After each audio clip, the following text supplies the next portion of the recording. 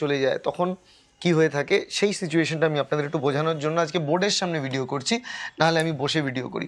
এখানে আপনাদেরকে বোঝানোর জন্য আমি একটা জিনিস বলবো যে এই যে হাঁটুর জয়েন্টটা, আমি খুব সিম্পল একটা অ্যাপ্রোচে জয়েন্টটা আপনাকে দেখানোর চেষ্টা করছি।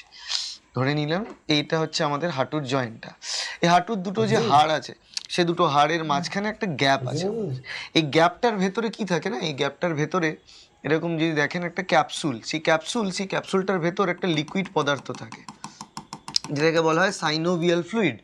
এই সাইনোভিয়াল ফ্লুইডটা একটা লিকুইড পদার্থ, দুটো হাড়ের মাঝখানে ওটা আছে। এর ফলে এই যেই লিকুইড জেলির মতো এই পদার্থটা থাকে, হাঁটুটা ভাঁজ করলে এটা সুবিধা হয়। মানে আপনি যখন হাঁটুটা ভাঁজ করবেন, এবার ধরুন এই হাঁটুটাকে আমি দেখাচ্ছি, যদি ভাঁজ হয় তাহলে কীরকম দেখতে লাগবে সেটা।